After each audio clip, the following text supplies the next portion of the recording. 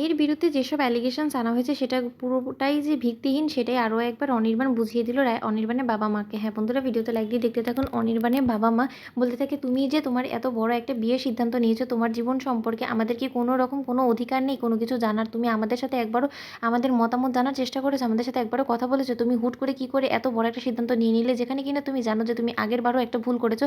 তুমি নিজ দায়িত্বে সব সিদ্ধান্ত নিয়ে তার সত্ত্বেও তুমি আমাদের সাথে কোনো রকম কোনো সালা মশওয়ারা না করি তুমি বিয়ের জন্য তড়িঘড়ি করে তৈরি হয়ে গেলে কী করে বলো তো? আর তারও উপরে তুমি তোমার বিয়ের লাস্ট মিনিটে এসে আমাদেরকে নেমন্তন্ন করছো। তার মানে তো বোঝা যায় যে তুমি আমাদেরকে একেবারেই তোমার জীবন থেকে ছুঁড়ে ফেলে দিয়েছো, তাই না? নয়তো বা আমরা বেনারস থেকে এখানে এসেছি, তাও আমরা একটা অতিথি হিসেবে তোমার এখানে এসেছি, তাই না? তুমি তো নিজে থেকে আমাদেরকে কোনো কিছু জানানোর প্রয়োজন মনে করোনি। আর তারও উপরে যে মেয়েটাকে তুমি কিনা পছন্দ করেছো সেই মেয়ে সম্পর্কে যা কিছু আমরা জানতে পারলাম, তারপরে তো আমরা মাথায় ঠিক রাখতে পারছি না এই বিষয়টা শোনা মাত্রই যে তোমার টেস্ট বাট এতটা কবে থেকে চেঞ্জ হয়ে গেলো। তুমি এরকম একটা ফষ্টি-নষ্টি করা নোংরা দুশ্চরিত্র মেয়েকে কী করে পছন্দ করে বসলে? যেখানে কিনা তুমি জানো যে ওর আগে বয়ফ্রেন্ড নিয়ে একটা খুব খারাপ একটা অতীত আছে। ও একটা লগ্নভ্রষ্টা মেয়ে। ওর মধ্যে এমন কোনো গুণ তো আমি দেখতে পারছি না যার কারণে তুমি ওর প্রেমে পড়তে পারো। তা সত্ত্বেও তুমি কী করে ওকে ভালোবেসে ফেললে? আমি তো সেটাই বুঝতে পারছি না অনির্বাণ। ওদিকে অনির্বাণ বলতে থাকে, আচ্ছা মা, আমাকে একটা কথা বলো তো, তুমি যে অ্যালিগেশনসগুলো নিয়ে এসেছো রাইয়ের বিরুদ্ধে, ওই মেয়েটাকে তো তুমি এখনো পর্যন্ত দেখোনি। তাহলে ওকে না দেখে তুমি এরকম করে জাজ কী করে করছো বলো তো? শুধুমাত্র কয়েকটা মানুষের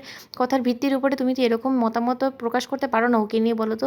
কারণ তুমি একবার যদি ওকে দেখো, আমি বলতে পারি ট্রাস্ট মি মা, যে তোমার পুরো ধারণাটাই পাল্টে দিবে ও। তখন একথা শোনা মাত্রই অনির্বাণের বাবা বলতে থাকে, হ্যাঁ সেটা তো তোমাকে দেখেই বেশ আমরা আন্দাজ করতে পারছি যে ওর মধ্যে অবশ্যই এমন কোনো হিডেন ট্যালেন্ট অবশ্যই আছে যার ফলে আমাদের ছেলেটাকে ও একেবারেই পাল্টে দিয়েছে, আমাদের কাছ থেকে দূরে করে দিয়েছে। নয়তো বা এরকম তো ছেলে আমরা বেনারস থেকে পাঠাইনি, তোমাকে বিজনেস করার জন্য আমরা এখানে পাঠিয়েছিলাম কলকাতায়। কিন্তু তোমাকে যে এখানে এসে এরকম একটা বাজে মেয়ের পাল্লায় তুমি পড়ে তোমার গোটা জীবনটাকে গ্রাস করে ফেলবে, সেইটা তো আমরা কোনো মতে কল্পনাও করতে পারিনি। যদি সত্যি সেটা কল্পনা করতাম তাহলে তোমার বাবা বা আমি কেউ হয়তো বা তোমার সাথে সবসময় থাকার ব্যবস্থা করতাম। ওদিকে অনির্বাণ বলতে থাকে, আচ্ছা মা, তোমাদেরকে আমাকে দেখে খুব বেশি বাচ্চা ছেলে বলে মনে হয়? আমার তো অলরেডি এরকম একটা এক্সপিরিয়েন্স আছে, তোমরা খুব ভালো করেই জানো। তা সত্ত্বেও আমার অতীত জানা সত্ত্বেও যদি কেউ আমাকে এখন বিয়ে করতে রাজি হয় তাহলে তোমাদের আপত্তিটার কথা আমি সেটাই বুঝতে পারছি না।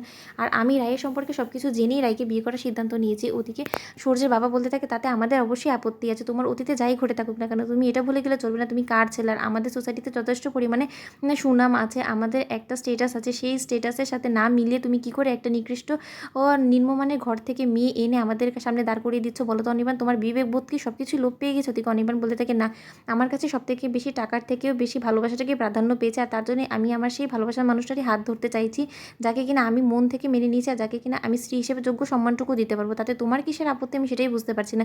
আর তোমরা যে ডোরা বৌদির কথা শুনে এরকম অ্যালিগেশন আনছো, তোমরা একবারও ডোরা বৌদির এই কথাগুলো যাচাই করার চেষ্টা করেছো? মা বাবা বলো তো? তো বন্ধুরা, ভিডিওটি ভালো লেগে থাকলে লাইক, কমেন্ট, শেয়ার করে সাবস্ক্রাইব করতে ভুলো না।